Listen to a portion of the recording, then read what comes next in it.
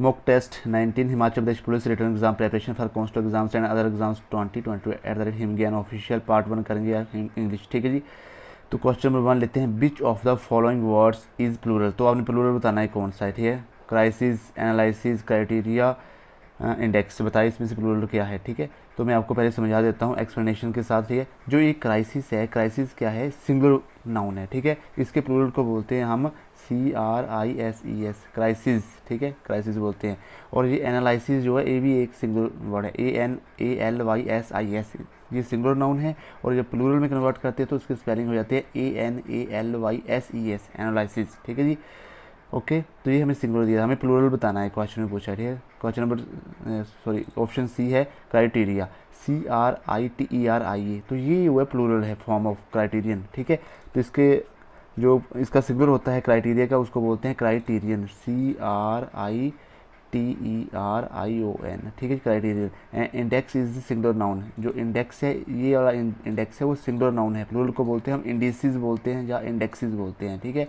तो इसका right answer कौन सा रहेगा, option C is the right answer, क्योंकि क्राइटेरियन जो होता है वो होता है सिंगुलर, और इसका प्लूरल दिया है हमें क्राइटेरिया। बाकी सारे जो है क्राइसिस, एनालिसिस, इंडेक्स जो है ये सिंगुलर दिए हैं, ठीक है। तो प्लूरल पूछा तो option C is the right answer, ठीक है जी। क्वेश्चन नंबर 2 लेते हैं, after Deepak return from his voyage to India he dash to visit temple in Chamba, ठीक है। तो इसमें बताना है, ऑप्शंस आपके सामने दिए हैं, बताएं इसके क्या आएगा, ठीक है।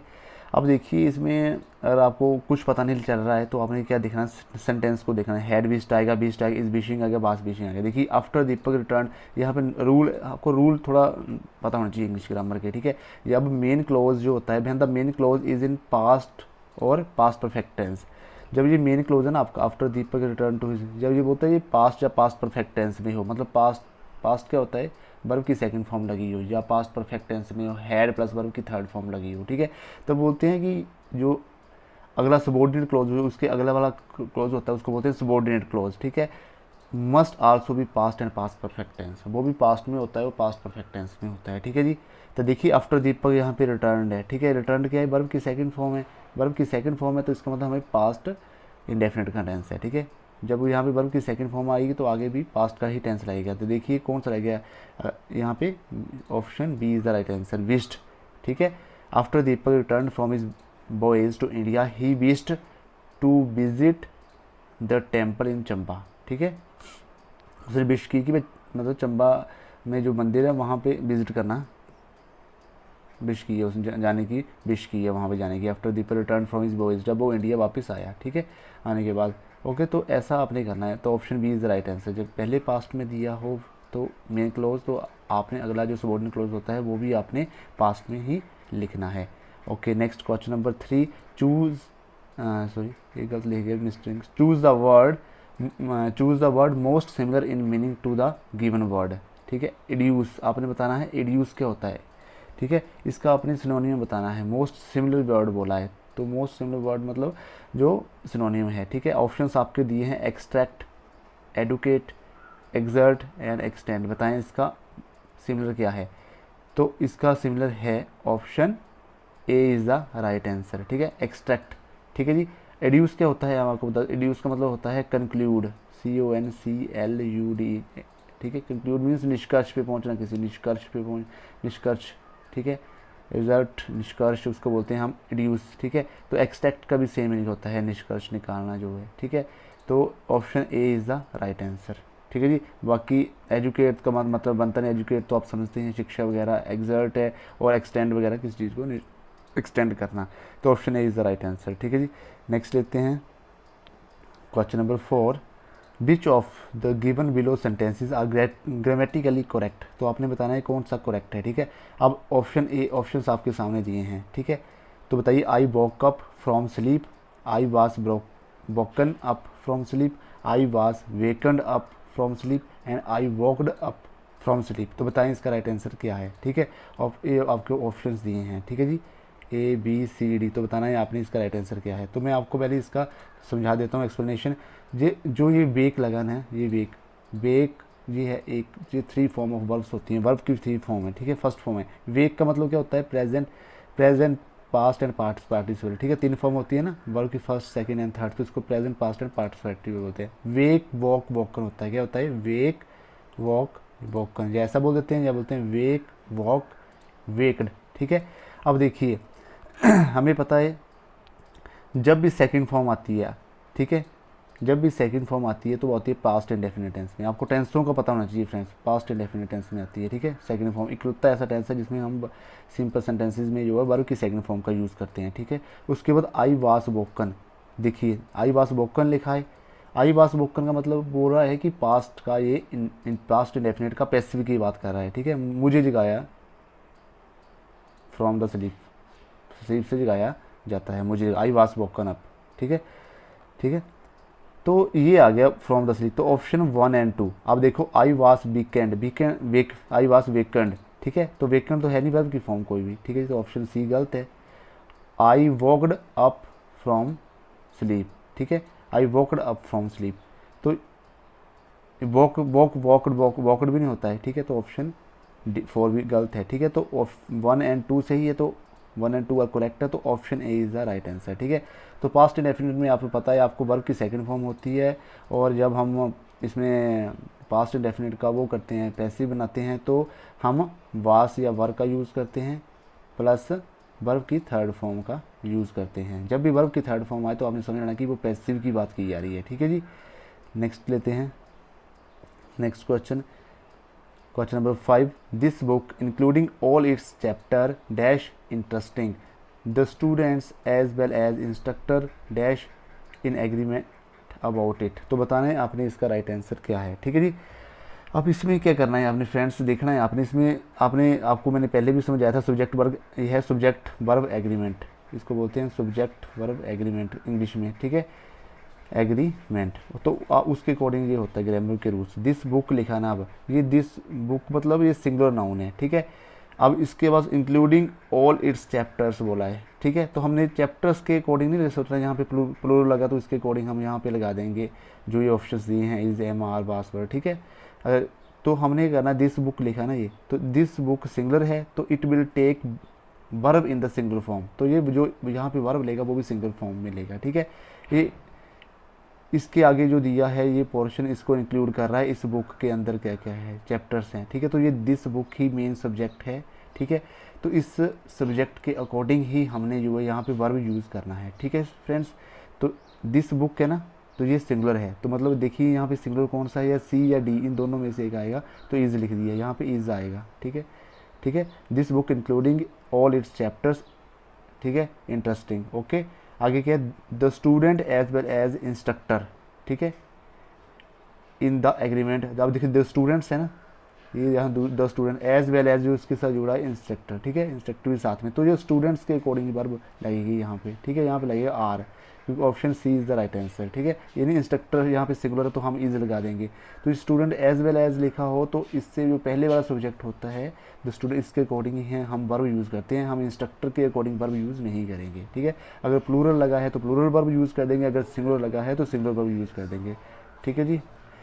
नेक्स्ट क्वेश्चन लेते हैं, question number 6, he is known for his unscrupulous ways, he always sheds dash tears to deceive people, ठीक है जी। अब देखिए क्रोकोडाइल्स, फॉक्सिस, फॉक्सिस, क्रोकोडाइल, ये ऑप्शंस दिए हैं आपके सामने, तो आपने बताना है राइट आंसर।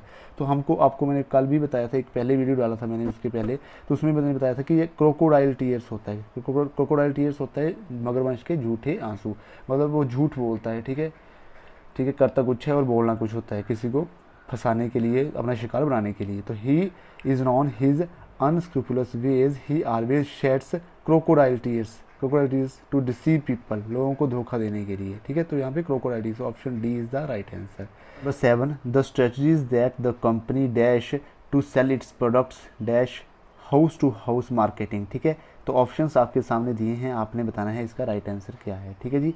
तो बताएं इसका राइट आंसर क्या है, तो option C is the right answer, ठीक है। अब मैं आपको एक्सप्लेन कर देता हूँ, the strategies that the company. अब देखिए इस टाइप के हमें जो है इसमें रूल, फर्स्ट रूल समझ लो आप, इंग्लिश के ये फर्स्ट रूल है, अगर यहाँ पे सिंगुलर आए ना, तो उसके आगे जो वर्ब यूज़ होती है ना उसके साथ एस या ई एस लगा होता है, ठीक है, ये हमेशा आपने याद रखना है। तो ऑप्शन सी आएगा uses U S E S, क्योंकि कंपनी जो सिंगुलर है तो आगे जो वर्ब की फॉर्म आएगी वहाँ पे एस या ई एस आएगा हमेशा, ठीक है।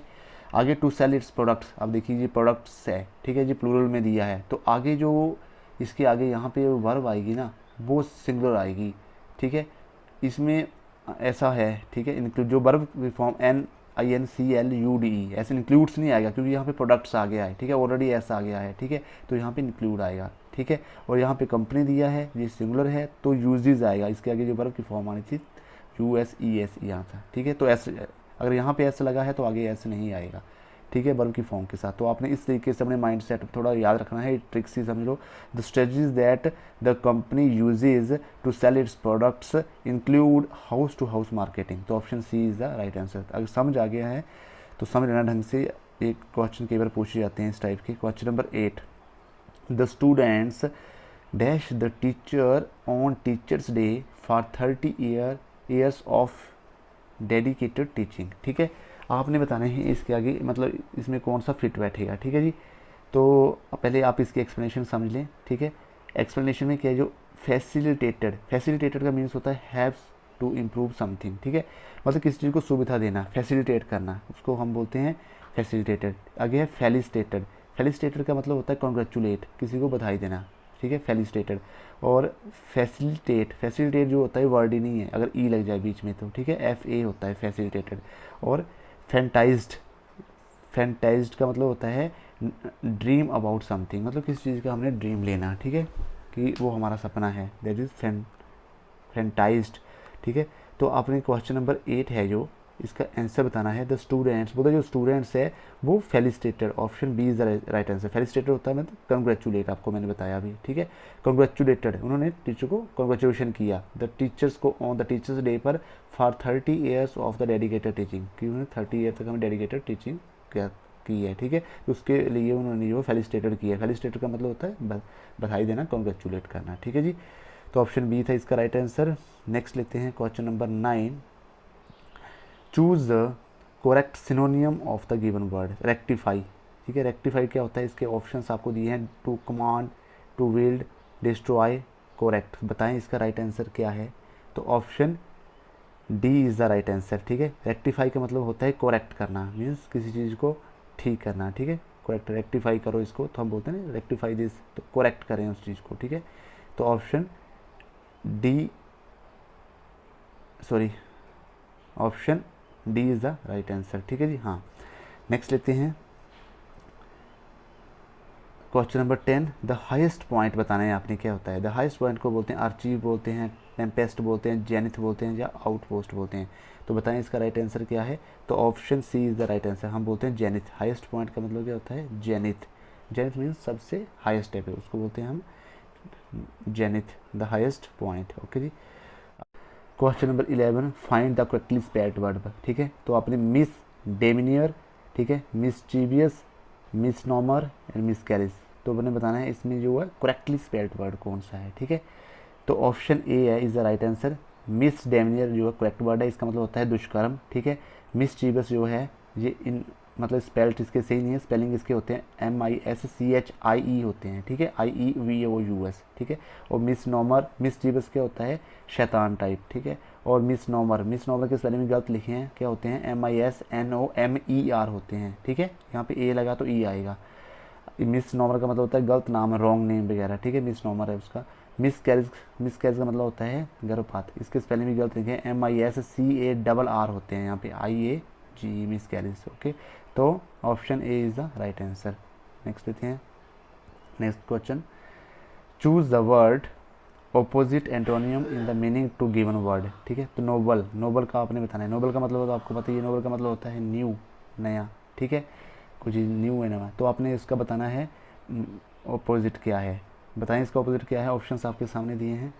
तो option C is the right answer, banal का मतलब क्या होता है, बैनल का मतलब होता है घिसा पिटा कोई चीज़ है, ठीक है, घिसा पिटी कोई चीज़ है, ठीक है, पुरानी चीज़ है, घिसी पिटी है, बार बार उसको यूज़ करें, दैट इज़ बैनल, नया पुराना, तो बैनल, ठीक है, banal is the right answer. Nasty का मतलब होता है बहुत ख़राब, ठीक है। नोटी होता है शरारती, और नोबलिस्ट का होता है, नोबलिस्ट होता है पुरस्कार मतलब या उपन्यास लेखक कुछ बोल सकते हैं, ठीक है। तो option C is the right answer. Question number 30, choose the alternatives which best expresses the meaning of the idiom and phrases. Idiom phrases दिए हैं कैटनैप, कैटनैप का आपने बताना है मीनिंग क्या है, ठीक है। A sleep like a cat, make a snoring sound while sleeping, to sleep briefly, take a long sleep, ठीक है। तो बताएं इसका राइट आंसर क्या है, ठीक है। तो इसका राइट आंसर है option C is the right answer, ठीक है। कैट नैप का मतलब क्या होता है, टू स्लीप ब्रीफली, मतलब टू स्लीप ब्रीफली होता है, ब्रीफ मतलब थोड़ा शॉर्ट में लिखना, ब्रीफली किसको बोलते हैं, फॉर ए शॉर्ट टाइम को बोलते हैं, ठीक है, फॉर ए शॉर्ट टाइम, ठीक है, ब्रीफली, इन ब्रीफ में लिखो बोलते शॉर्ट में लिखो, ठीक है। टू स्लीप शॉर्ट ब्रीफली मतलब वो शॉर्ट में सोने के लिए यूज़ करता है वर्ड, ठीक है, थोड़ी देर के लिए सोना, to sleep briefly, catnap थोड़ी देर के लिए नींद लेना उसको बोलते हैं, ठीक है। और स्लीप लाइक ए कैट गलत है, ठीक है। और make snoring sound while sleeping, snoring sound क्या होती है आपको मैं बता दूँ, स्नोरिंग साउंड का मतलब होता है जैसे खराटे वगैरह मारना है, ठीक है, स्नोरिंग साउंड लेते हैं जब वो सोता है वाइल स्लीपिंग, तो वो स्नोरिंग साउंड लेते हैं मतलब खराटे मारता है, ठीक है। टू में आगे है take a long sleep, long sleep मतलब लंबे समय, टू स्लीप ब्रीफली होता है कैट नैप का मतलब, ठीक है। तो option C is the right answer, इस तरीके से आपने याद रखना है। कैपिटल पनिशमेंट क्या होती है, क्वेश्चन नंबर 14। देखिए फ्रेंड, कैपिटल पनिशमेंट होती है, ऑप्शंस आपके सामने दिए हैं, life imprisonment, to be jailed, imprisoned for a long period, death sentence. बताएं इसका राइट आंसर। कैपिटल पनिशमेंट बोलते हैं हम डेथ पेनल्टी या जो होती है उसको डेथ सेंटेंस को बोलते हैं, ठीक है, जिसको हम डेथ वगैरह दे देते हैं, ठीक है, उसको हम बोलते हैं, option D is the right answer. Life imprisonment को हम हिंदी में बोलते हैं आजीवन कारावास, टू बी जेल्ड जेल हो जाना, ठीक है, imprisonment for a long time के लिए उसको कारावास में रखना है, ठीक है। तो option D death, capital punishment को हम बोलते हैं डेथ सेंटेंस। एक्सप्लेनेशन बता दूं मैं आपको इसका, capital punishment means death penalty is a government sanctioned practice whereby a person is put to death by the state as a punishment for a crime, मतलब उसको पनिशमेंट देने के लिए होता है, ठीक है, डेथ देने के लिए, डेथ सेंटेंस है, डेथ की सज़ा दी जाती है, इसके अलावा और कोई सज़ा नहीं आती। तो ये इसका आंसर था।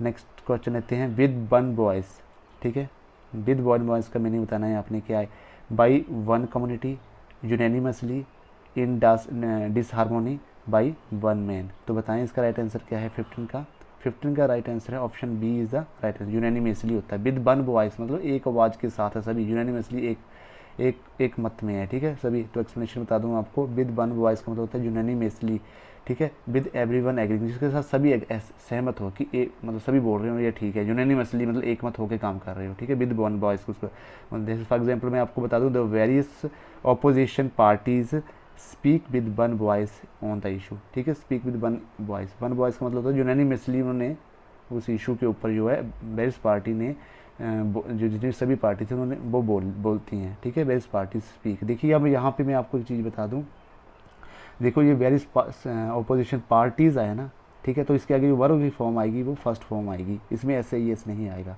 तो इस टाइप के मैंने जो आपको पहले समझाया यही समझाने की कोशिश की थी, ऐसे होता है। अगर आपको पीछे नाउन्स में जो है एस आई एस ना दिया है, जो आगे वर्ब आएगा तब उसमें एस आई एस आ जाएगा, ठीक है। पार्ट नंबर 2 लेते हैं, स्टैटिक जीके, ठीक है। कौन सा द्वीप भारत और श्रीलंका के मध्य स्थित है, कौन सा है, रामेश्वरम, ठीक है। क्वेश्चन नंबर 2, 1 किलो बाइट कितने बाइट्स के बराबर होता है, तो 1024 बाइट्स के बराबर होता है, ठीक है, 1024 बाइट्स। नेक्स्ट क्वेश्चन लेते हैं, दूरदर्शन द्वारा रंगीन टेलीविज़न की शुरुआत किस वर्ष से की गई, वर्ष 1982 ईस्वी में जो है दूरदर्शन द्वारा, पहले चलते थे ब्लैक एंड वाइट टीवी चलते थे, 1982 से जो है कलर्ड टेलीविज़न की शुरुआत हो गई थी, ठीक है जी। नेक्स्ट क्वेश्चन लेते हैं, भारतीय राष्ट्रीय अभिलेखागार कहाँ स्थित है, तो कहाँ है, दिल्ली में। शक संबंध कब प्रारंभ किया गया, शक संबंध जो है 78 ईस्वी में जो है शुरू किया गया, ओके। नेक्स्ट क्वेश्चन लेते हैं, क्वेश्चन नंबर 6, वायुसेना के फ्लाइंग ऑफिसर रैंक का अधिकारी नौसेना के किस ऑफिसर के समान रैंक होता है, तो लेफ्टिनेंट का होता है, ठीक है, जो लेफ्टिनेंट रैंक का अधिकारी होता है, ठीक है। आगे क्वेश्चन नंबर 7, ऑटोबायोग्राफी पुस्तक किसने लिखी है, जवाहरलाल नेहरू ने। पोंगल उत्सव किस राज्य में मनाया जाता है, तो तमिलनाडु में मनाया जाता है पोंगल उत्सव, ठीक है। क्वेश्चन नंबर 9 लेते हैं, आधुनिक ओलंपिक खेलों का आयोजन कब एवं कहाँ से प्रारंभ किया गया, तो ये किया गया था 1800 96 ईस्वी में किया गया था एथेंस से। ठीक है जी। विक्रम साराभाई अंतरिक्ष केंद्र कहाँ स्थित है? तिरुवनंतपुरम में है। ठीक है, विक्रम साराभाई अंतरिक्ष। क्वेश्चन नंबर 11, भारत की प्रथम नदी घाटी परियोजना कौन सी थी? कौन सी थी? दामोदर घाटी परियोजना थी जो भारत की वो प्रथम नदी घाटी परियोजना थी। ठीक है जी। भारत का कौन सा शहर गुलाबी नगरी के नाम से जाना जाता है? जयपुर के नाम से। इनकलाब जिंदाबाद का नारा, ठीक है, सर्वप्रथम किसने दिया था? किसने दिया था? सरदार भगत सिंह ने। नेक्स्ट क्वेश्चन, भारत के संविधान को बनाने के लिए गठित संविधान सभा के अध्यक्ष थे डॉक्टर राजेंद्र प्रसाद। ठीक है जी। अलीगढ़ किस उत्पादक के लिए मशहूर है? तो ताले बनाने के लिए जो है अलीगढ़ मशहूर है। नेक्स्ट क्वेश्चन लेते हैं, क्वेश्चन नंबर 16, भारत में हीरे की खानें कहाँ कहाँ पर है? तो आंध्र प्रदेश और छत्तीसगढ़ में जो है हीरे की खानें हैं भारत में। ओके, नेक्स्ट क्वेश्चन लेते हैं, बैसाखी त्यौहार किस धर्म के लोग मनाते हैं? तो सिख धर्म के लोग मनाते हैं। शाहनामा किसकी कृति है? तो फिरदौसी की कृति है शाहनामा। नेक्स्ट क्वेश्चन लेते हैं, संविधान के किस अनुच्छेद के अंतर्गत राष्ट्रपति जो है लोकसभा को भंग कर सकता है? तो लोकसभा को भंग कर सकता है अनुच्छेद 85 article 85 of the Indian constitution के अनुसार जो है राष्ट्रपति लोकसभा को भंग कर सकता है। ठीक है, याद रखना 85। रतौंधी रोग किस विटामिन की कमी से होता है? विटामिन ए की कमी से। ठीक है जी। ओके फ्रेंड्स, अगर आपको वीडियो यूज़फुल लगा है तो लाइक शेयर कमेंट करें। ठीक है, और ज़्यादा से ज़्यादा कमेंट करें ताकि मुझे पता लगे कि मैं नेक्स्ट वीडियो, एक डेडिकेटेड वीडियो आपके लिए बनाऊँ। ठीक है, तो मिलते हैं नेक्स्ट वीडियो में, तब तक के लिए जय हिंद जय भारत।